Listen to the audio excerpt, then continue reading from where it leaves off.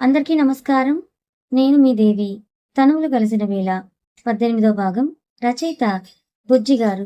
Friends, కథ చదవడం start చేసిన వెంటనే వీడియోకి ఒక లైక్ చేయండి, హైప్ చేయండి. అలాగే స్టోరీ ఎలా అనిపించిందో కమెంట్ కూడా చేయండి. నీ స్పర్శ కావాలి, నువ్వు నాకు ప్రతి క్షణం కావాలి. నీ ప్రేమ, నీ హేట్ అన్నీ నాకు కావాలి. నీ కోపం, నీ మౌనం, నీ బాధ, నీ హ్యాపీ అన్నీ నేను భరిస్తాను. నాకెవరితోనూ లైఫ్ లాంగ్ ఉండాలని ఎప్పుడూ అనిపించలేదు, కానీ నీతో ప్రతిక్షణం ఉండాలి అనిపిస్తోంది. నువ్వు అందరిలా అయితే అది వేరు. ఎంత డబ్బిచ్చైనా నా దగ్గర ఉంచుకునేవాడిని, కానీ నాకు నిన్ను అలా నా దగ్గర ఉంచుకోవడం ఇష్టం లేదు. అందుకే పెళ్లి అంటే ఇష్టం లేని నేను ఇప్పుడు నిన్ను పెళ్లి చేసుకోవాలని అనుకుంటున్నా. నన్ను పెళ్లి చేసుకుంటావా ప్లీజ్ అని అడుగుతాడు రంజిత్. విందా, రంజిత్ అంటున్న మాటలకి ఆపుతావా ఇంకా? అంతా నీ ఇష్టమేనారా? అసలు నీ దగ్గరికి నేను రాకుంటే బావుండు. ఇప్పుడిలా నాకీ బాధ ఉండకపోయేదని ఏడుస్తూ పెళ్లి చేసుకుంటావా నన్ను? పెళ్లి చేసుకొని నీకు పని మనిషిగా తీసుకువెళ్తావా? ఆ మాటకి రంజిత్‌కి కోపం వచ్చి, పని మనిషి ఏంటి? పిచ్చిగా మాట్లాడకు. నిన్ను నా భార్యని చేసుకోవాలనుకుంటున్నా అని అంటే, అదే నీ అవసరాలను తీర్చే ఒక అని అంటున్న తనని గట్టిగా లాక్కొని తన మీదకి తన పెదవులను అందుకుంటాడు. కోపం వస్తుంది రంజిత్‌కి. నేను ప్రేమిస్తున్నా అంటే ఈ పిచ్చిదెందుకు ఇలా అర్థం చేసుకుంటుంది? నా ప్రేమ దీనికెందుకు అర్థం కావడం లేదు అని. ముద్దు పెడుతున్న రంజిత్‌ని నెడుతూ ఉంటుంది కోపంగా వింద. కానీ తన బలం ముందు వింద రంజిత్‌ని నెట్టలేకపోతుంది. తన పెదవులకి రంజిత్ చేస్తున్న గాయం కంటే తన గుండెల్లో ఉన్న బాధ చాలా పెద్దది కదా!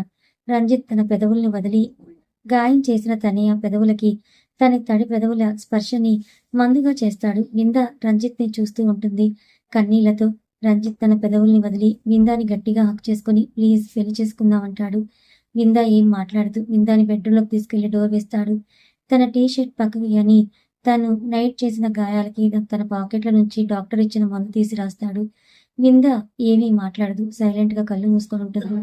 తన ఎద భాగంలో అయిన గాయాలకి మందు రాయాలని వింద ప్లీజ్ డ్రెస్ అని అంటుంటే ఏమీ మాట్లాడదు. తన టీ షర్ట్ తీస్తాడు. ఓన్లీ ఇన్నర్ ఉంటుంది. తన వీపు మీద, తన ఎద మీద అయిన గాయానికి మందు రాసి ముద్దు పెడతాడు. ఆ స్పర్శకి వింద ఏమీ రియాక్ట్ అవ్వదు.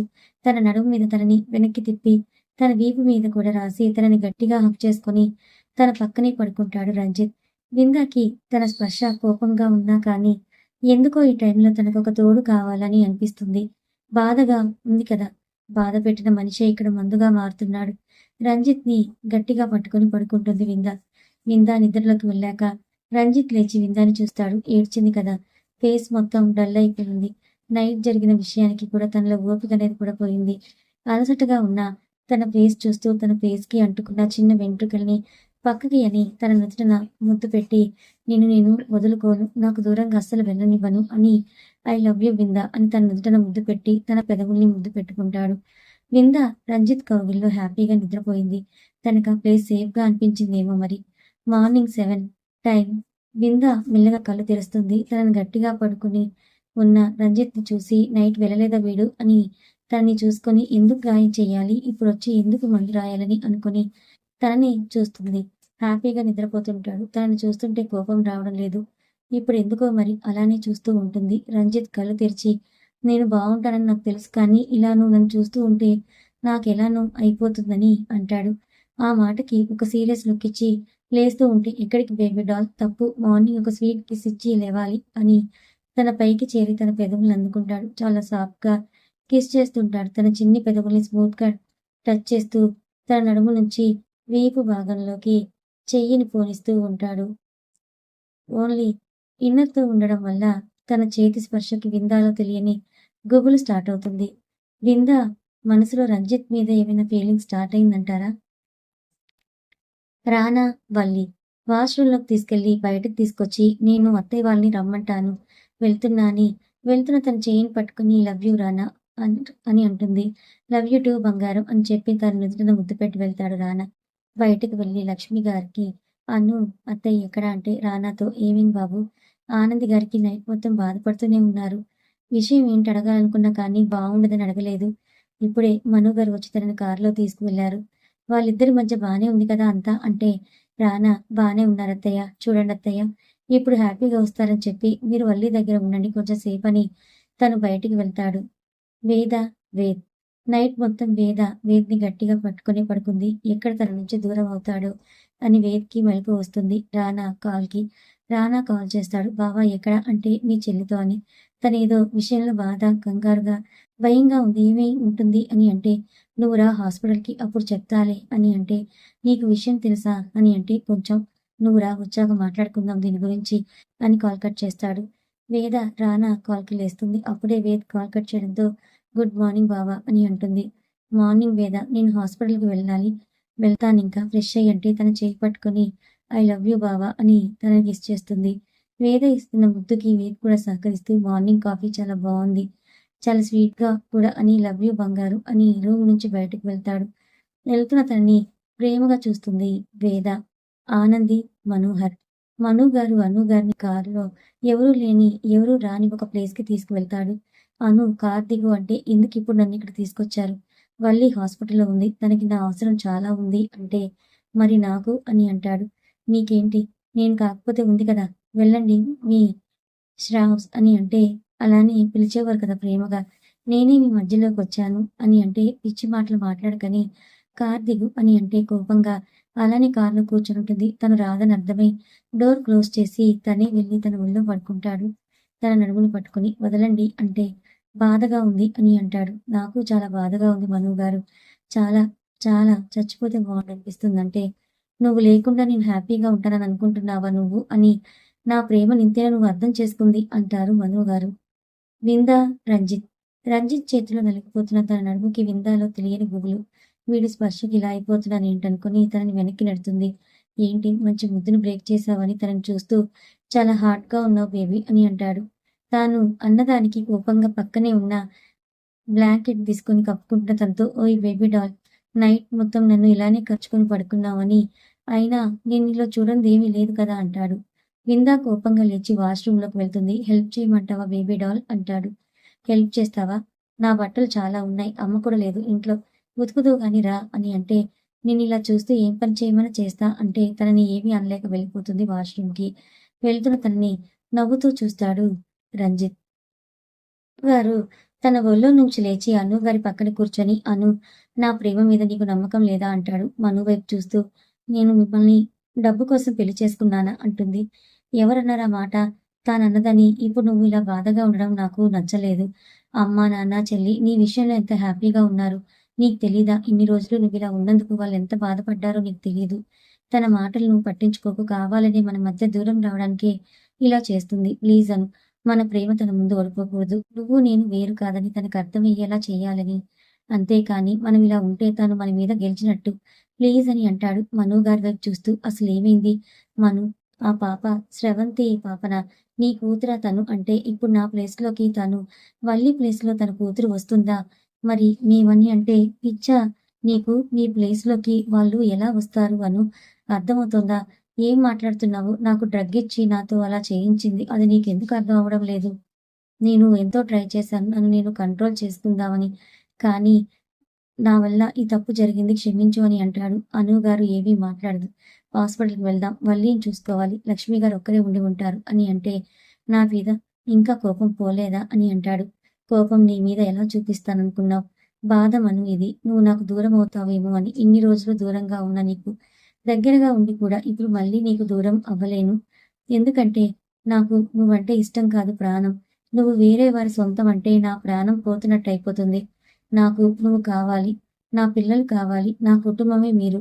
మీరు లేకపోతే నేను లేను మను అని తనని పట్టుకొని ఏడుస్తుంది. లవ్ యూ మను అని అను గారిని పట్టుకొని అను నేనెప్పుడు నీ సొంతం. అంతే. ఈ మనోహర్, ఆనందవల్లికి మాత్రమే సొంతం. ఇక మన పిల్లలు, మన కుటుంబం నువ్వు హ్యాపీగా ఉంటే వాళ్ళు కూడా హ్యాపీగా ఉంటారు. ప్లీజ్ నార్మల్ అవ్వు నువ్వు. శ్రవంతి గురించి ఆలోచించకు. తనింక మన మధ్య దూరం పెంచాలని చూస్తుంది. తనకి మనం ఆ ఛాన్స్ ఇవ్వకూడదంటాడు. సరే అని అంటుంది. విందా, రంజిత్ బేబీ డాల్ ఫ్రెష్ అయ్యావా అని అంటాడు. డోర్ దగ్గరికి వచ్చి విందా కోపంగా డోర్ తీసి ఏంటి అంటుంది. నీకు మందు రాస్తాను. నువ్వు ఫుల్‌గా డ్రెస్ వేసుకోకు. ఇలానే రా అంటాడు. తను అప్పుడు టవల్‌లో ఉంటుంది. నువ్వు వెళ్ళింక అర్థమవుతుందా అని అంటే ఎక్కడికి పోయేది లేదు. ఇక్కడే ఉంటా. నా కాబోయే అత్తగారిల్లు. అసలే మీ అమ్మగారొచ్చాక మన పెళ్లి గురించి మాట్లాడి అప్పుడు వెళ్తా అంటాడు. పెళ్లి. నేను చెప్పానా నిన్ను పెళ్లి చేసుకుంటా అని. ఎందుకిలా చేస్తున్నావు? అయినా నిన్ను ఎలా పెళ్లి చేసుకుంటా అనుకున్నావు? అని అంటూ డోర్ వేసి డ్రెస్ వేసుకొని వస్తుంది. ఎందుకు మళ్ళీ ఫుల్‌గా డ్రెస్ వేసుకున్నావు అంటాడు. నేను హాస్పిటల్‌కి వెళ్ళాలి. అలానే నైట్ ముంబై వెళ్తున్నా. ఇక 3 మంత్స్ వరకు నాకు ఏ టార్చర్ ఉండదు. హ్యాపీగా ఉంటా అక్కడ అని అంటున్న తనని చూస్తూ, అంటే నువ్వు వెళ్దామని డిసైడ్ అయ్యావా? అని అంటే అవును అంటుంది. నాకు ఇష్టం లేదంటాడు. ఇప్పుడు నీ ఇష్టంతో నాకు అవసరం లేదు. నాకు మోడల్ అవ్వాలని కోరిక. నేను ఎలా అయినా అవుతానని అంటుంది. వద్దు అక్కడ అందరూ మంచివాళ్ళు ఉండరు. నా కంపెనీలో మోడల్‌గా ఉండు అంతే. ఇదే జరుగుతుంది, జరగాలి అంటాడు. విందా కోపంగా అంతా నీ ఇష్టంతో నాకేంటి?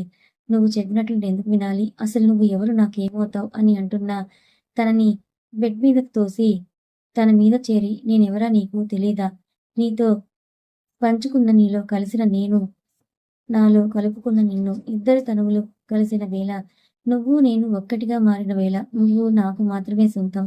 నీతో ఎంజాయ్ చేయాలనుకున్న నాకు నిన్ను కలిసిన ఆ క్షణం, నాలో నీతో లైఫ్ లాంగ్ ఉండాలనిపించింది.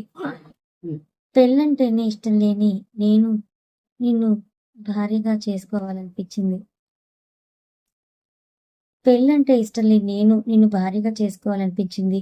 నువ్వు నాకు మాత్రమే సొంతం. నీ ప్రతీదీ. నిన్నెవరు చూసినా, టచ్ చేయాలని చూసినా వాళ్ళని ప్రాణాలతో వదలను. ఆ రోజు నిన్ను హోటల్‌లో టచ్ చేసిన వాడికి ఏ గతి పట్టిందో నీకు తెలీదు అని అంటాడు. ఏం చేశావురా వాడిని? అంటే ఈ లోకం నుంచే పంపించాను. వాడితో అలా చేయించింది ఎవరో తెలుసా? నీకు నీ వెనుక ఏం జరుగుతుందో తెలుసా?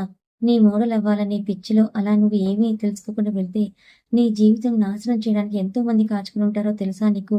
నాకిష్టం లేదని అంటాడు. నాకు ఇష్టం. నేను మోడల్‌నవుతాను, వెళ్తాను, అయి చూపిస్తాను అంటుంది కోపంగా.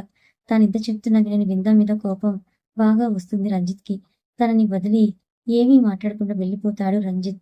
వెళ్తున్న తనని చూస్తూ అలాగే ఉండిపోతుంది వింద. వేదాంత్ వాళ్ళ నాన్న కోసం వెతుకుతూ ఉంటాడు. రానా కాల్ చేసిన లొకేషన్ తెలుసుకొని వాళ్ళ నాన్న ఆచూకీ తెలుసుకుంటాడు.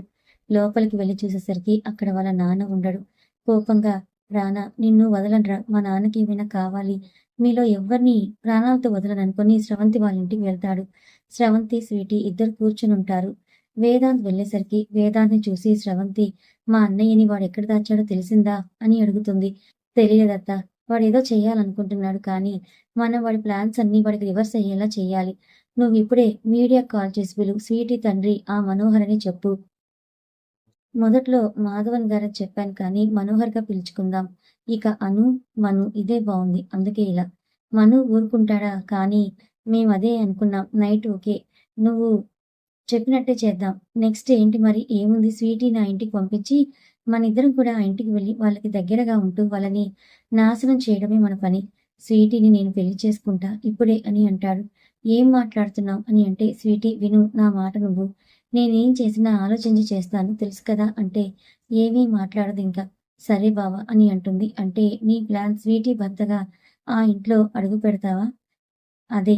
ఆ ఇంట్లో ఇప్పటినుంచి హ్యాపీ అనేది లేకుండా చేయడమే మన ముగ్గురి టార్గెట్ అని అంటాడు. అను గారు, మను గారు ఇద్దరు హాస్పిటల్‌కి వస్తారు. వాళ్ళిద్దరూ వెళ్ళే ముందు కంటే ఇప్పుడు బాగున్నారనిపిస్తుంది లక్ష్మి గారికి. లక్ష్మి గారి దగ్గరకొచ్చి సారీ లక్ష్మి నైట్ మీతో ఏమీ మాట్లాడలేదు నేను అంటే, అర్థం చేసుకుంటా నేను. మీరు ఇద్దరూ ఇప్పుడు బానే ఉన్నారు కదా! అని అంటే నవ్వుతూ, ఆ! బానే ఉన్నామని అంటుంది. వల్లి ఏం చేస్తుందంటే వల్లికి డ్రెస్ చేంజ్ చేసి కొంచెం తినిపించాను. మిమ్మల్ని ఎన్ని సార్లు అడిగిందో అంటే, అవునా! అని వల్లి దగ్గరికి వెళ్తారు అనుగారు. అనుగారు రావడం చూసి అమ్మా ఎక్కడికి వెళ్లారు మీరు? అంటే, వల్లి దగ్గరికి వెళ్లి తన నుదుటన ముద్దు పెట్టి, వచ్చేసా కదా ఇప్పుడు ఇక నీతోనే ఉంటా అని పక్కనే కూర్చొని మాట్లాడుతూ ఉంటుంది. లక్ష్మి గారు కూడా వచ్చి తనతో మాట్లాడుతూ ఉంటారు. ముగ్గురు మాట్లాడుతూ ఉన్న వీడియో చూస్తూ వల్లి ఫేస్‌లో ఉన్న ఆనందాన్ని చూస్తూ ఉంటాడు రానా తన మొబైల్‌లో. "నువ్వెప్పుడూ హ్యాపీగా ఉండాలి బంగారం. నీ హ్యాపీ కోసం నేను ఎవ్వరినైనా ఏమైనా చేస్తాను. నీ జోలికొస్తే" అని అనుకుని వేద్ కాల్ చేస్తే "ఇక్కడే ఉన్నారా?" అని ఒక హోటల్‌లో ఒక రూమ్‌లో ఉంటాడు రానా. ఇంకా వేదాంత్ వాళ్ళ నాన్న అయిన వాసు. వాసు గారిని ఈ హోటల్‌లోకి షిఫ్ట్ చేస్తాడు రానా. విందా రంజిత్ అలా మౌనంగా వెళ్ళడంతో ఏమైంది వీడికి అయినా వెళ్ళనివ్వు అని అనుకుని తను రెడీ అయ్యి హాస్పిటల్‌కి వెళ్తుంది. వల్లి దగ్గరికి వెళ్ళిన తనకి తన దగ్గర లక్ష్మి గారు ఇంకా అను గారు మాట్లాడడం చూసి హ్యాపీగా ఉన్న తన చెల్లి మొహం చూస్తూ తను కూడా హ్యాపీగా ఫీల్ అవుతుంది. వాళ్ళతో మాట్లాడుతూ డోర్ వైపు చూసిన తనకి విందా కనిపించగానే అక్కడే ఉన్నావేంటక్క రా లోపలికి అని అంటుంది. నవ్వుతూ వచ్చి ఎలా ఉంది వల్లి నీకిప్పుడు అని అంటే బావుందక్క అని అంటుంది వల్లి. కథ ఇంకా కొనసాగుతుంది. మరి ఈ కథ మీకు ఎలా అనిపించింది? నచ్చిందా? నచ్చితే లైక్ చేయండి. మరి కొంతమందికి షేర్ చేయండి. Thank you so much.